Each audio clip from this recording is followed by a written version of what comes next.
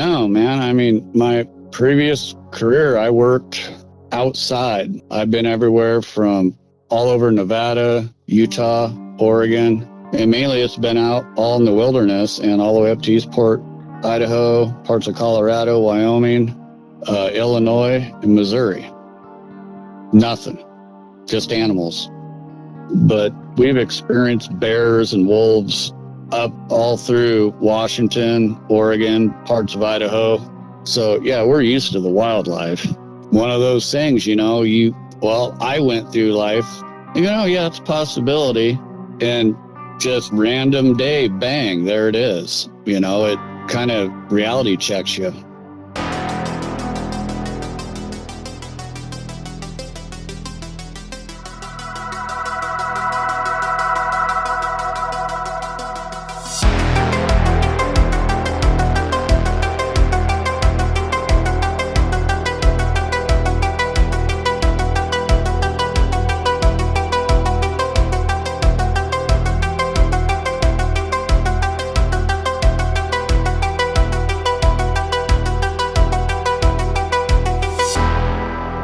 So start out, tell us what got you started in all this.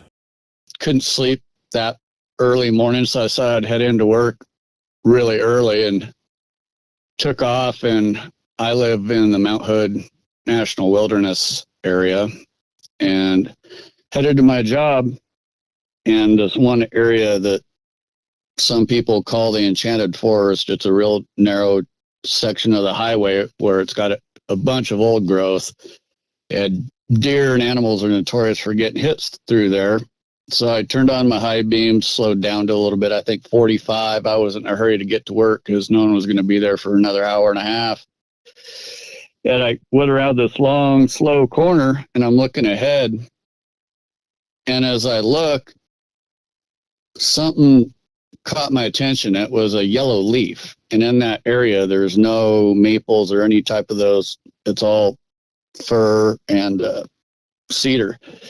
And I see this yellow leaf, but it's out in a way. It's just kind of middle of nowhere. As I'm getting closer, I realize it's on the shoulder chest area of this large bean, I guess the best way to put it at the time. So I let off the accelerator because I'm getting close. And as I get closer, I realize there's a shoulder, part of the traps. It was partway behind a tree, and the arm was hanging down. And first I'm thinking, bear? No, I know what bears look like because I have them around my house all the time. I was like, that's no bear. And as I would say probably within 15, 20 yards up close, it just slid behind the tree all the way. As I went by, I looked out my passenger window to see, and it was too dark. And a bunch of thoughts are racing through my mind of, no way. Had it been a bear? No, bears don't look like that. I know what bears look like. I've hunted bear. And by that time, I noticed some semi headlights coming up behind me. So I stepped back on the pedal and got it back up to highway speed. Ran it through my mind, going to work, thinking about it. No way. And got to work. Nobody was there. So I started some more coffee, and I started going through my phone looking for local Bigfoot researchers, because I'd just moved here a year prior. I was familiar with this area with my in-laws, but I just got located to this section. And a couple different organizations popped up, and there's one I thought I'd heard of before, so I opened up their website and just sent them a brief email. Hey, I was heading to work at this time, had a brief sighting of something.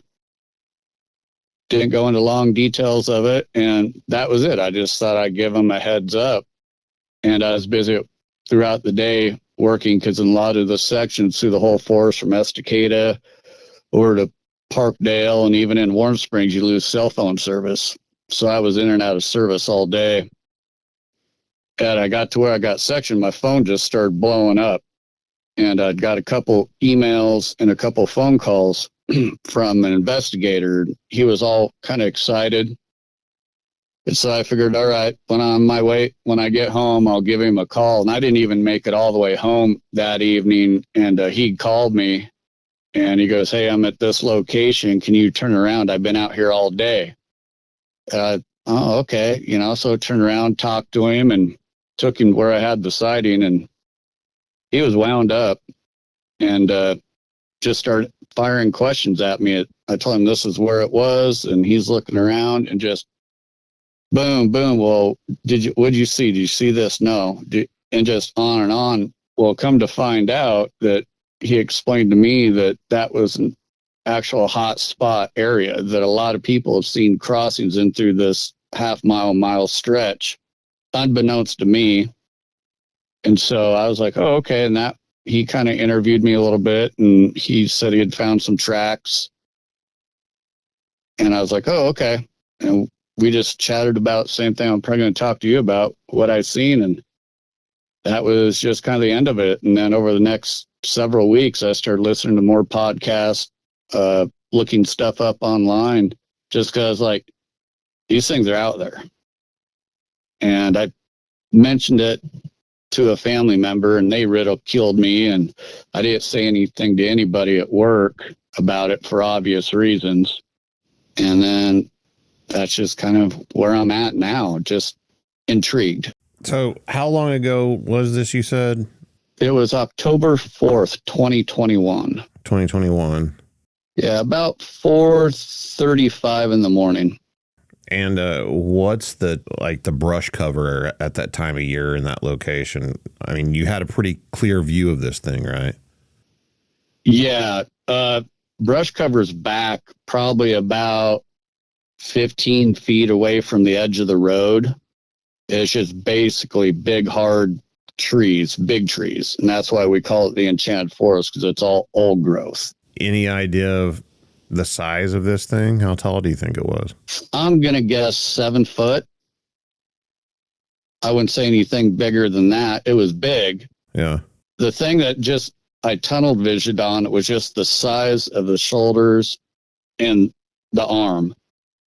The shoulder was in between size of a cantaloupe and a medium watermelon. I mean, it was just the size is what just intrigued me. And then seeing the size of the biceps and the lower part of the forearm, that's really all I zoned in on. Is just tunnel vision, because I was just like, and that's why I kept thinking because it was black.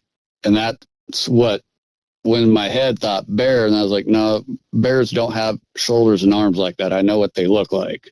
Completely different silhouette than what you were seeing. Oh yeah. And the thing that really kind of threw me off too is at the bottom of the lower bicep to where it goes into the forearm, the hair there was sparse, I guess is the way, and the skin kind of had a gray tint to it, not like dark gray or light gray. It looked grayish. Mm-hmm. Could have been my headlights. I don't know. Yeah. I mean, I got bright headlights, but not those HIDs. Yeah. At the closest point, how far away would you say it was from your vehicle? I'm going to say 15 yards before it slid behind the tree. You know, the first time we talked, that slide that you mentioned has like really stuck with me. It could have stepped because I didn't see from the hips down. I wasn't focusing on that. It could have stepped, but it just looked like it glided, just like in the cartoons where you'd see somebody and they just bink gone. Yeah. It didn't move fast. It moved slow. And I pondered, hey, could somebody have been pulling a trick on me? Well, it'd been raining that night, and it wasn't even misty then. And I was just like, if it was, I don't know how they'd get the muscle detail in for it to move. Because as it moved, it like flexed its lower arm up, I'd say the forearm. So, I mean, there was movement, not like it was a stuffed object or anything. It had movement to it, too much movement.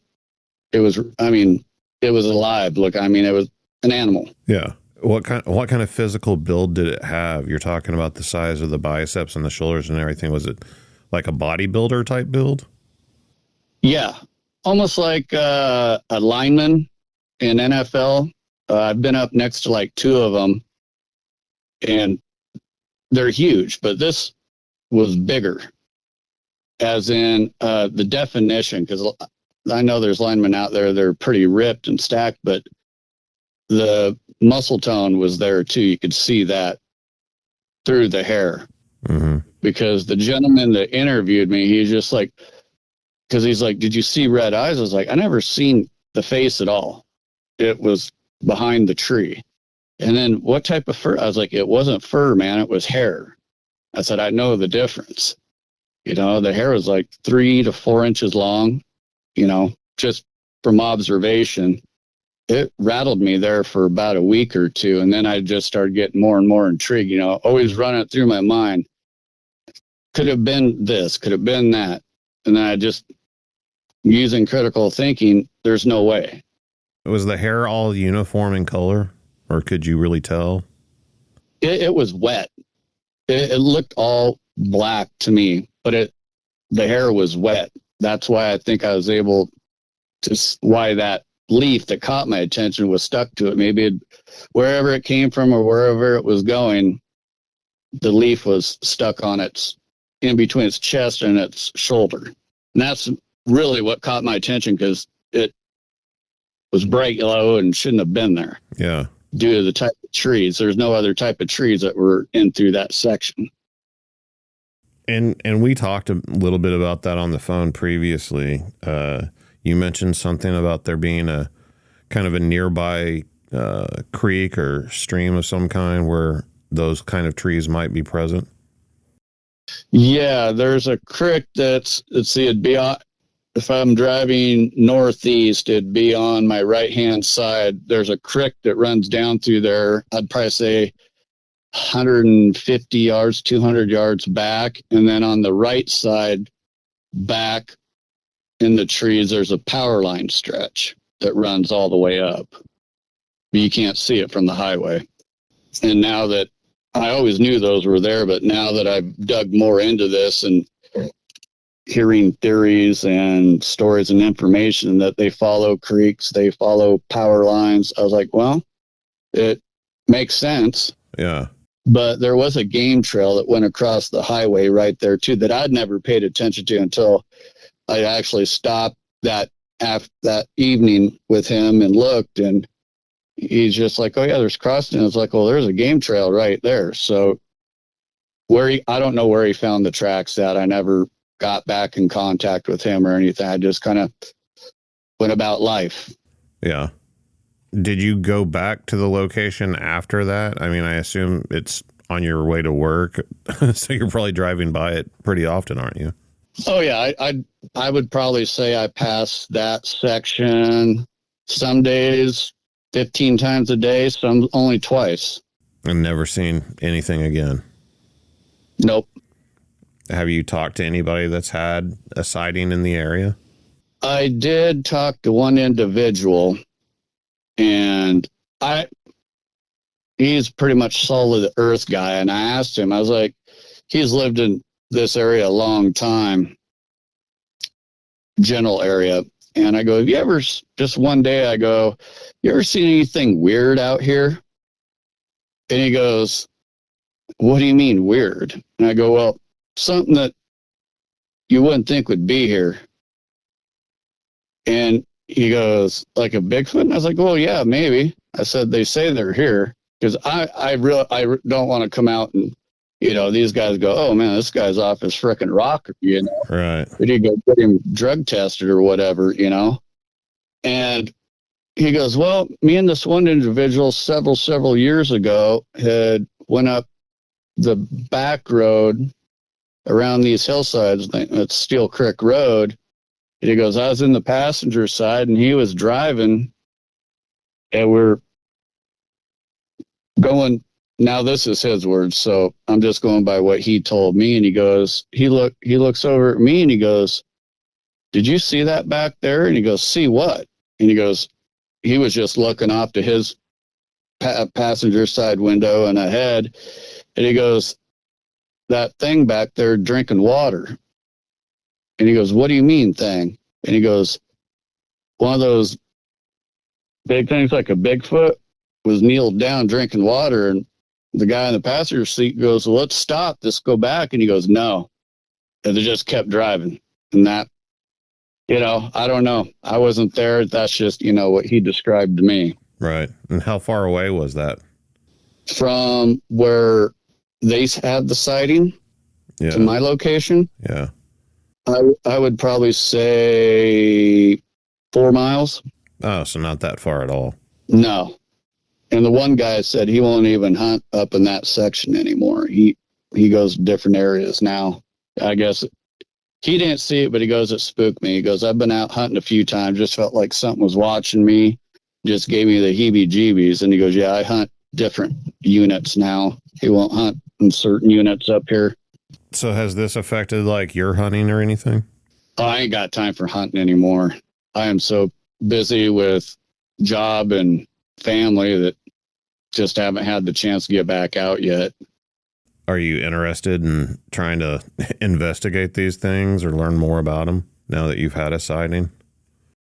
Oh yeah, I am. I've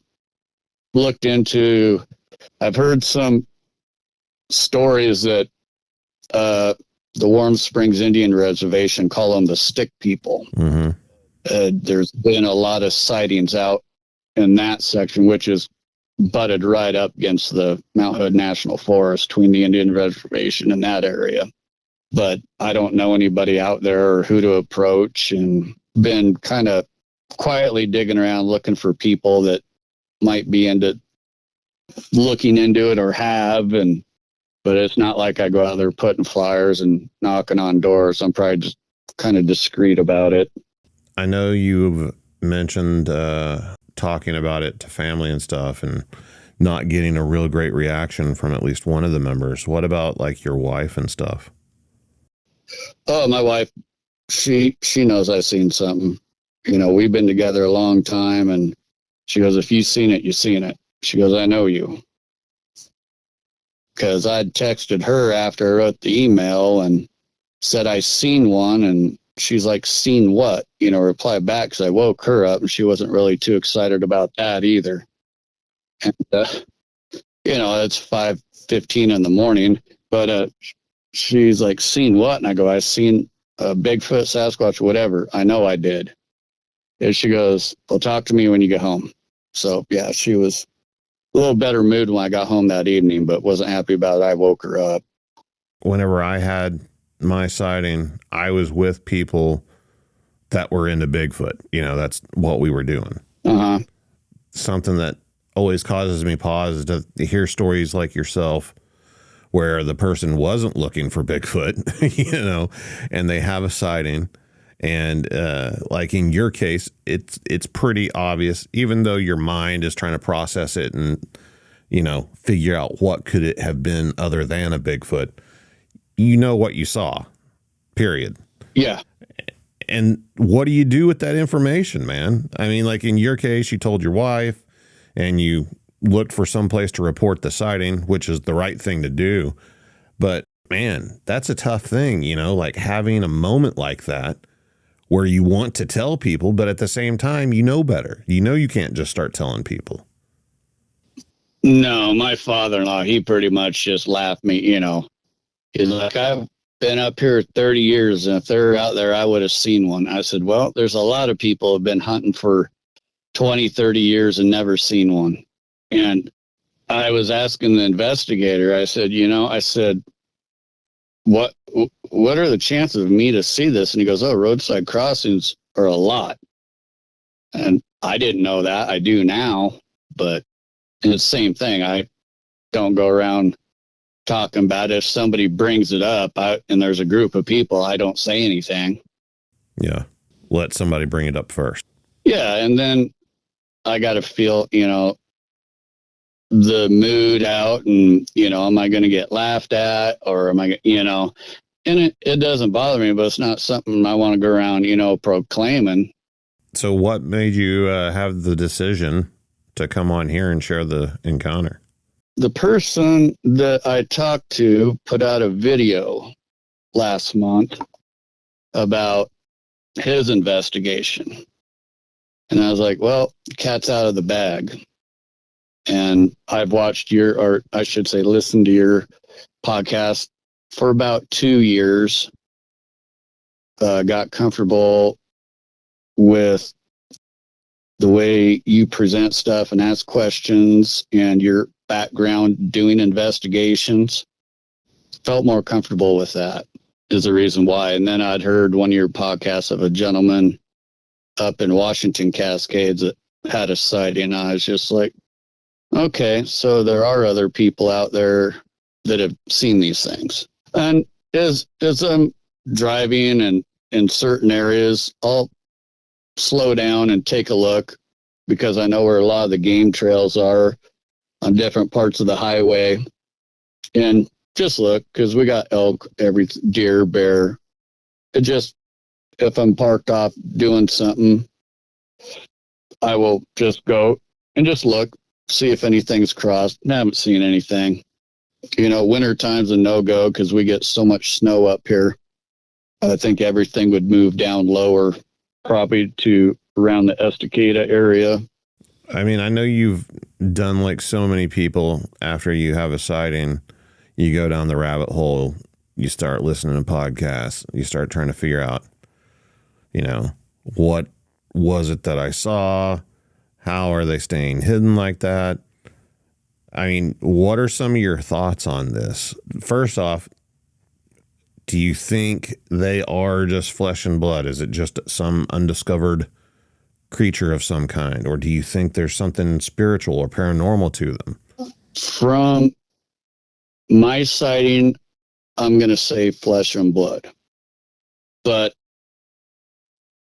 I'm not going to rule anything else out from what other people have experienced.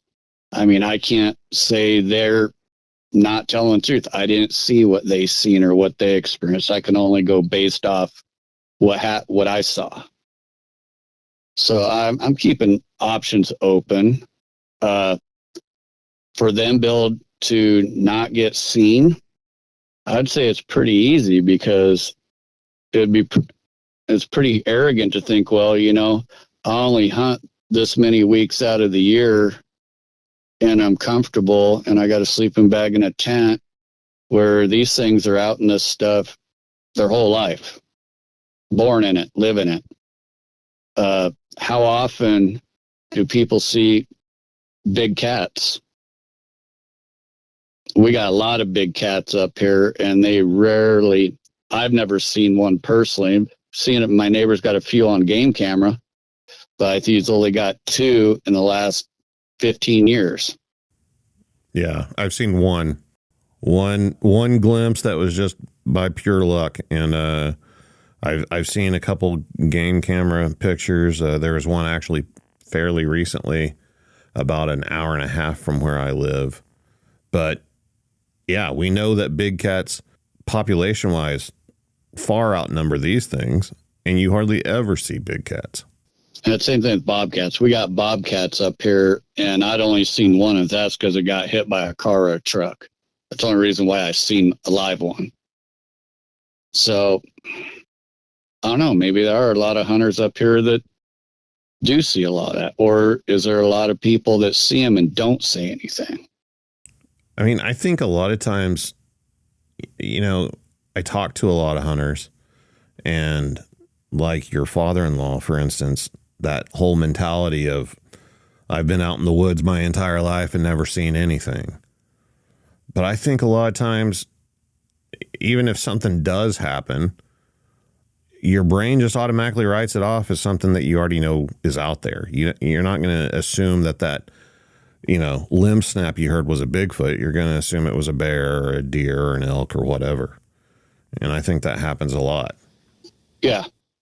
You write it off as knowing animals. Yeah. But one of the things that comes to mind, especially with like your sighting in particular, I know it was just a few moments and it's just a roadside sighting, and some people might find that, not a big deal, but there's like so much information there, man. You just have to know what to look for. And like one of the big things that comes to mind is all the times that I have seen animals crossing roads, crossing highways, like deer, for instance. The whole freezing in the headlights, bounding across the road, or turning and running back off into the woods. Animals will hide from us naturally, and they do it in a very natural way where they just remain still or whatever. They don't, move and alert you to their location or whatever. But the behavior that you're talking about, where it slid behind the tree and everything, that's very thought out and purposeful, specifically hiding from you seeing it, which to me is way different than animal behavior. Yeah. Well, honestly, I believe if it wouldn't have had that leaf on it, that yellow leaf on its shoulder, and it wouldn't have moved, I probably wouldn't have seen it. But the yellow leaf is what just caught my attention. And then as I got closer, I was able to focus more and look, and then I realized, oh, and then as it moved, that's what really, I got the tunnel vision. I was just like, yeah, okay. Use comment. Yeah. Just a mistake. That's all it was. There was just a mistake that allowed you to see it. That's possible. Was it probably trying to cross the road when it caught my headlights? My guess is yes. My opinion, I should say, is yes. And then it realized it wasn't going to make it. And then, I don't know, my opinion is I think it realized my headlights were on it and it just slid back behind the tree so I couldn't see it. How much of its body, if you can recall, was illuminated by your headlights? I would say a quarter of its right pec, where that leaf was. I could see part of, I guess you call it the traps. Yeah. And then the shoulder, and then the whole arm. And that's what I really, unfortunately, just focused on. I didn't look at the whole big picture, to see a leg, or I wasn't just, you see something that you can't register. And I just tunnel visioned in on the shoulder and arm. Yeah, because nothing out there has a shoulder and an arm covered in hair. I mean, You just don't see that. Like, I totally get that. Yeah. Did the arm seem, I know it would be hard to tell, but did it seem like human proportion, or did it seem different? The size-wise, it was big. I want to say from what I could see on the forearm, it looked longer or low. It just didn't, something was off. Yeah. I didn't see the hands or any of that. So it looked human, but it didn't look right. It's hard to describe. The bicep looked human. The shoulders look human. The forearm, but just supersized, I guess. Yeah. It's familiar, but it shouldn't be there, I guess is what I'm trying to say. I'm seeing it, but trying to put, like I said, your mind's processing, going through cards. Okay, it's not this, and then it's this. No way. But then I finally came to the conclusion it is. There's no other explanation in my mind. Yeah. Where it was standing, is that like flat level ground, or does it go up or down? It was flat level. Going back to that sliding behind the tree, hiding itself. I know, like you said, it could have stepped or something. I'm not trying to put some sort of paranormal spin on it. It's just a lot of people describe the movement as gliding or sliding like that. So whenever you say it slid behind the tree and looked that way, are you saying like it didn't bounce up and down like it was taking a step? Yeah, it wasn't jerky or any of that. It's just like you would when we would sidestep, how we kind of bob, Yeah. It just just straight over. I mean, it didn't have a whole lot to go, but it just went behind the tree. Could it have been leaning out from behind the tree to begin with and just pulled its upper body back? It could have. Like I said, it could have, because I didn't see any leg, hip. I wasn't really tuned in on that. You know, like I said, I was just tunnel visioned on this huge section of shoulder and arm and part of the upper chest. Right. Could have been leaning out. Now you're saying that, but I don't know how their body mechanics work by any means. But if I was to hold on and lean over behind a tree, you think you would dip. Yeah. And then as you come up, you would swing back up. This didn't. It just went sideways. Straight across. Yeah. Yeah, that's so weird, man. You said that it was wet. Was it just like drenched or damp? I know you mentioned it had been like raining earlier. Yeah, like it'd been rained on all night. Like a dog. You let your dog outside for an hour in the rain and they're wet. Yeah. You know, I don't think it had been swimming in a lake or a creek, but it looked like it'd been out in the rain all night. Well, obviously it had been, but, you know, the hair was wet. And like the hair, it was like glossy, reflecting the headlights and stuff. Yeah, it had a sheen to it. I wouldn't say glossy, more of a wet sheen. The only reason I ask is because I've talked to a few witnesses who have mentioned the hair just kind of having a strange look to it, the way it moved and everything. So I tend to ask people a lot of questions about the hair, and you got a pretty good look at the hair. It was in between fine and coarse, but it was definitely thinner on the lower part of the bicep because I could see skin through there. And then where your bottom part of your forearm connect, you know, the inside of your elbow, it was thinner there too because I could see that grayish color. It looked odd. Is there any comparable animal or anything you can think of for the type of hair that it had? Animal wise, man, no. Yeah, I would say more closer to human hair, but long, like the hair on somebody's head. It wasn't. It was thick on the shoulder, and it was thicker it was thinner as it got down to the bottom of the bicep, but it was long. It wasn't like horse mane or tail hair either. It different wet. Like if somebody had longer 3-4 inch hair and stuck their head in the water or hit with a garden hose, that it looked like, in my opinion, human hair. You know, I didn't get right up next to it, you know, to tell, but just from as close as I got going by, it wasn't an animal hair that I could recognize. Hey, the one I saw, I was looking at it through a night vision scope, and I was only able to see most of the head, the face area. But everything I saw looked like human hair. Human hair, growth patterns, the same texture as our hair, everything. Just a lot more of it than what we have. Yeah, well, that's why I was saying it didn't look like it looked like human hair, but longer, you know? Yeah. So do you have a desire to see another one? Yeah, I do now.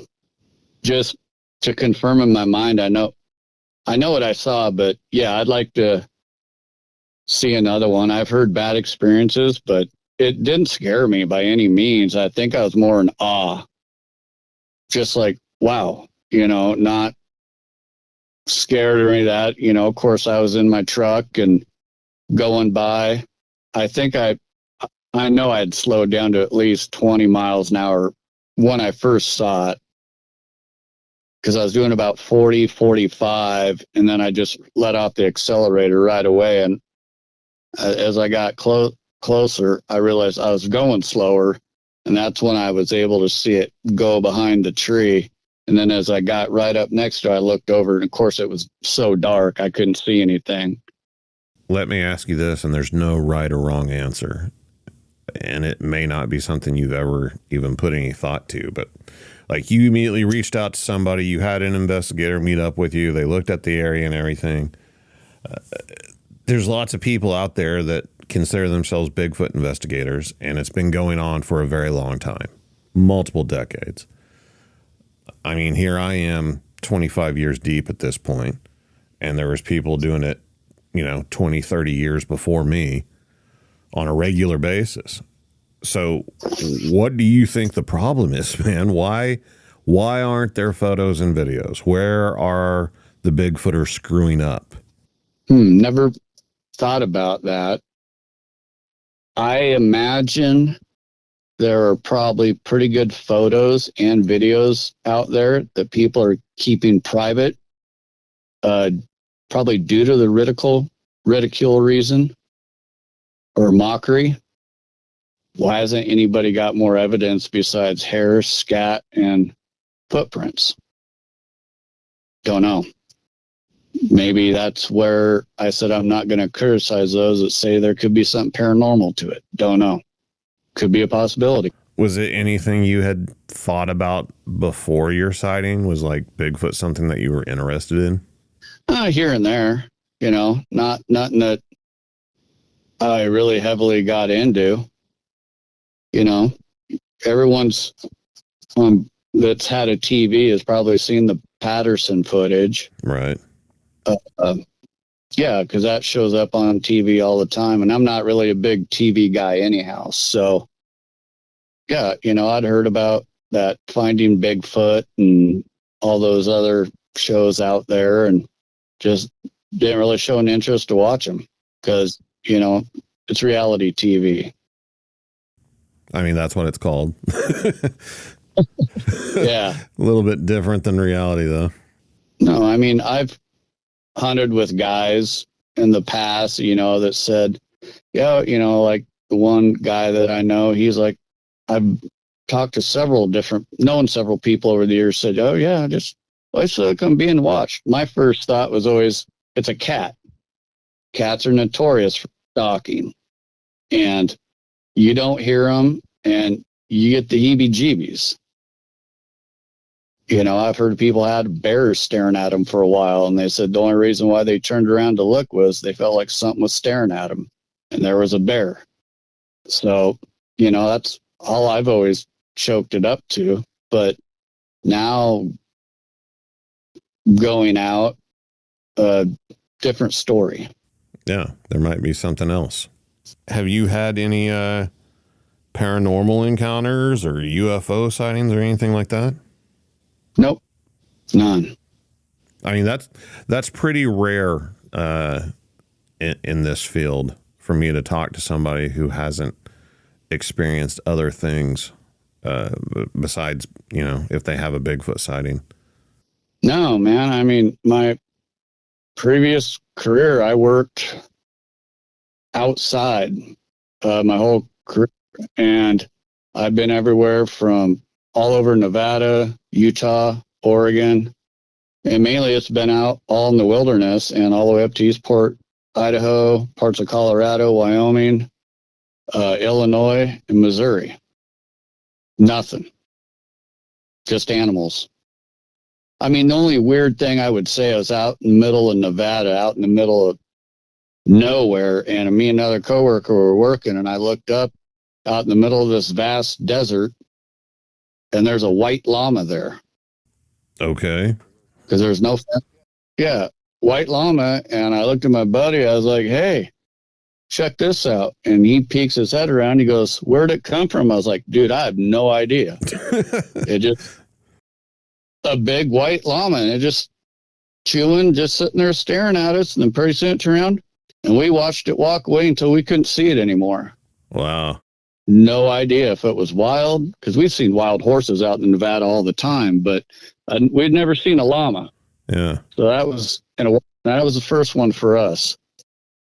But we've experienced bears and wolves up all through Washington, Oregon, parts of Idaho. So, yeah, we're used to the wildlife. But no UFOs, no ghost stuff, none of that. Any Bigfoot hindsight, as I call it, now that you've had a sighting and know that these things are out there? Have you reflected back on any experiences you've had in the past while out in the woods and thought, maybe that was something? Yeah, that's crossed my mind, but I just go back. It could have either been a bear, a cat, a chipmunk, anything, but nothing that would have really, really, really made me question. Yeah. I mean, it wasn't nothing big and exciting or dramatizing. It's just, it was there and then it wasn't. It moved. And quick few seconds, but enough for me to register what I'd seen. Enough to change your life forever. It doesn't take much to have an impact and realize that these things are real and actually out there. Yeah, and I guess what was the biggest shock for me is the number of sightings that have been recorded within these. There's certain areas that get hit more than others. I've come to find out just doing my own digging through books and other website interest and talking to other people nonchalantly, that there's probably more out there than what's been realized, and then trying to figure out their migration pattern. Because up here we get so much snow, I know they're moving down lower, but trying to figure out the time of year, which I'm going to guess is probably October, September, when they start maybe moving to different areas that don't get as big as snowfall. Out here in Oklahoma, I mean, yeah, we have ice storms and we have snow and all that, but no real elevation. I mean, we do have some smaller mountains in part of the state, but the Bigfoot in this part of the country tend to stay in the same spot unless they're forced to move out for some reason. But out there, it is the belief that these things move up and down in elevations with the seasons and the snowfall and everything, and tend to follow the other wild game as they move through locations, especially elk herds. At least that's what I've heard. Yeah, which we do have, and a lot of deer. So it's really feasible that they're following them about the same time. And like you mentioned, that area has a lot of roadkill and stuff, a lot of deer crossing the roads and everything. I wonder if that's why that area is a hot spot for sightings, if these things are taking the opportunity to get roadkill off the highway. That is a good possibility. Have you looked into any of the sightings there? Yeah, I've read the reports off a couple different sites, and a lot of them aren't the locals, because I am a local. Mm-hmm. And a lot of them are people that coming up to rent cabins and stuff, or hikers.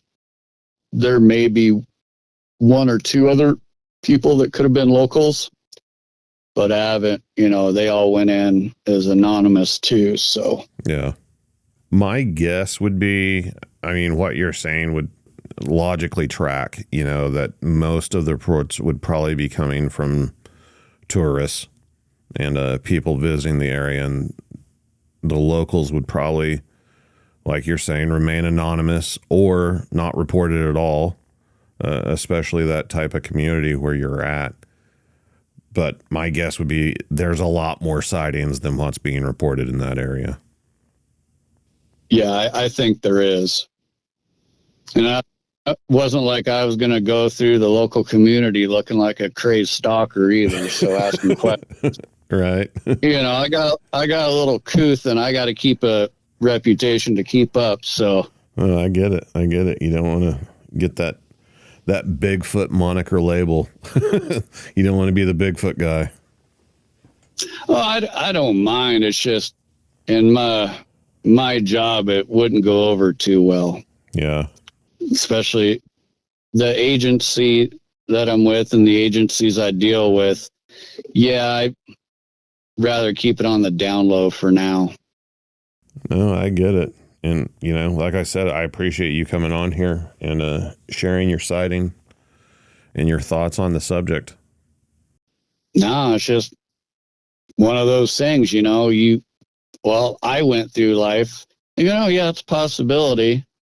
And just random day, bang, there it is. It kind of reality checks you. And if you've had an encounter you'd like to share, send me an email at bigfootcrossroads@gmail.com. If you get a chance, check out the website, bigfootcrossroads.com. You can find links to past episodes, merchandise, social media, everything you need, all in one place. And until next time, remember, there's something in the woods.